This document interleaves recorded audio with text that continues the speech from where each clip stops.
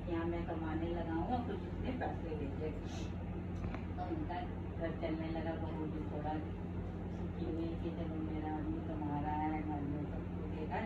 तो फिर कहने लगी माँ अब बहुत दिन हो गए, 1-2 साल हो गए उनके गए हुए, कुछ आप प्रार्थना करो माता से कि आ जाए, हम देखें तो उनको कैसे कर रहे हैं, पैसे आ जाते हैं वो नहीं आ रहे। तो हमने ठीक है, माता का ठीक है, मैंने कितनी बोली थी तुम करो, मैं तो नहीं करूँगी, सबको बुलाओ। तो जब उन्होंने अपना करा तो वो आ गया, लड़का जो था वो आ गया।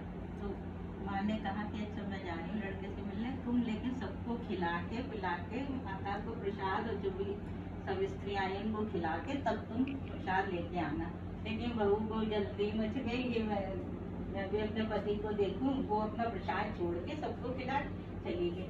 वहाँ गई, जब दरवाजे पहुँची तो वो लड़का पहचान नहीं रहा, वो अपनी माँ से कहने लगा ये कौन है? ये तुम्हारी वो है दीदी है तुम्हारी, और इसने मेरी वो पहचान ही नहीं रहा, मैं नहीं रहूँगा, मतलब कहने लगा। अब उनकी माँ सोचे क्या ये अब क्या परेशानी आ गई हमारे ऊपर। तो उनकी बहू कहने लगी अच्छा माँ ऐसा ही मुझे नहीं पहचान रहे, तो ठीक है आप इनके साथ रहो, मैं चली जाती हूँ।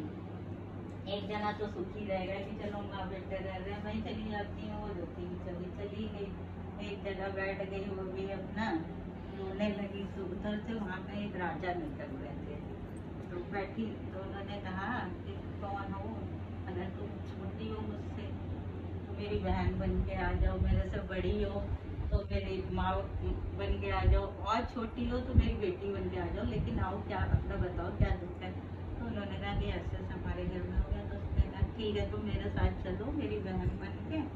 अब आए, रानी से बोले कि ये मेरी बहन है, तुम कुछ पूछना मत कौन है क्या है। तो रानी बोली ठीक है, और लोग जहाँ रहते हैं वो भी रहेंगी। तो वो अपना रहने लगी। तब उनकी भाभी बोली, रानी बोली कि अच्छा ये बताओ दीदी की क्या बात हुई, कुछ सोचो कि क्या गलती आपसे कुछ हुई हो तभी आपके पति ने आपको छोड़ दिया और आप ऐसे उदास बैठी हो। तो वो सोचने लगी, फिर उसने याद कहती हाँ हो सकता है मैंने माता जी जो प्रसाद था वो नहीं खाया, छोड़ दिया, हो सकता है उसकी सजा मुझे मिल रही हो। तो रानी ने कहा ठीक है तुम अपना कर लो, पूजा करो, हो सकता है तो आपके पति फिर आ जाए। तो उन्होंने फिर नहीं बोली, रानी से कहा कि आप बने, तो बोली तब पहले चावल की बनती थी ज्यादा। हाँ। तो वो कहली भाई मुझसे तो ये सब नहीं खाया जाएगा, तो मुझे छोड़ के बाकी सबको बुला लो। तो उन्होंने कहा भाभी बैठ जाना। रानी को उन्होंने बैठा लिया, तब उन्होंने रानी ने खाया नहीं, बैठ नहीं, छोड़ दी। उनके पति जो थे भी मानते मानते उस दरवाजे पे पहुंच गए, वो पूजा ही कर रही थी। तो रानी ने कहा जाओ उनको बीज दे, क्या वो बीज नहीं, तो उन्होंने पहचान लिया। वो माता का मतलब उनके ऊपर कोप था तो नहीं पहचान रहे थे, अब माता खुश हो गई तो उनको पहचानने लगे। तो वो कहने लगी भाभी यही मेरे